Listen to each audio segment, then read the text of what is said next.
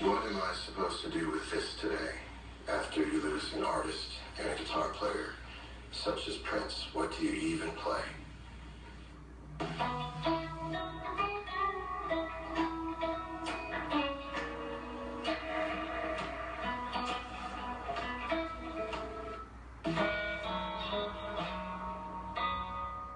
The loss that an artist feels when another artist dies, it's hard to explain because you don't want to sound like you're making more out of it than you deserve to.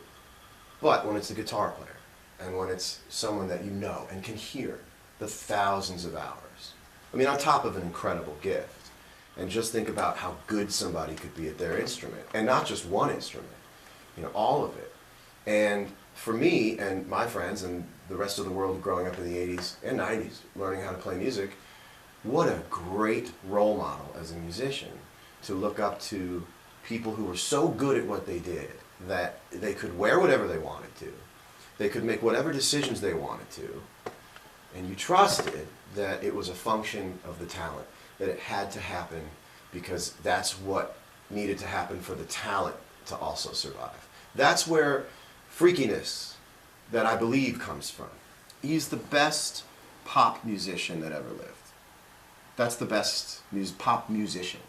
And at a time where you were either an artist or an entertainer, to be both is unbelievable. And very, very, very few people do it. That is a man who did it perfectly, as far as I'm concerned. With the showmanship, along with the songs, the level of virtuosity, that was really unique.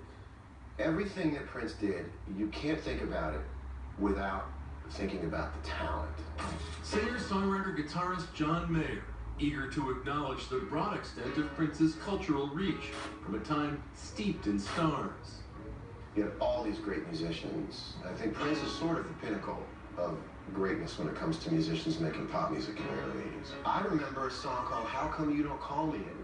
I keep your pics up beside my bed.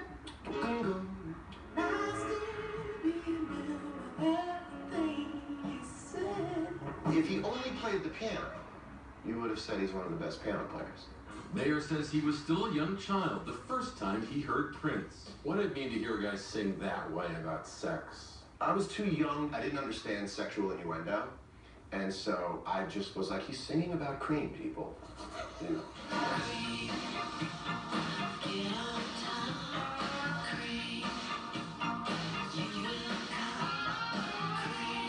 This is in a lot of ways, a masculine sort of fantasy of being a guitar hero, you know, while also decked out in the sort of Purple Rain thing, you know.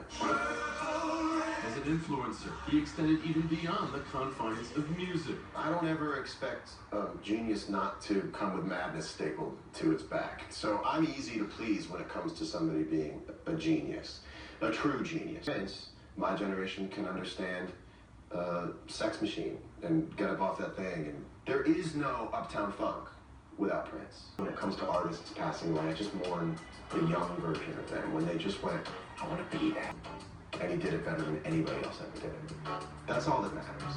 Hours after our nighttime conversation, John Mayer put this performance on social media, a final acknowledgement of Prince.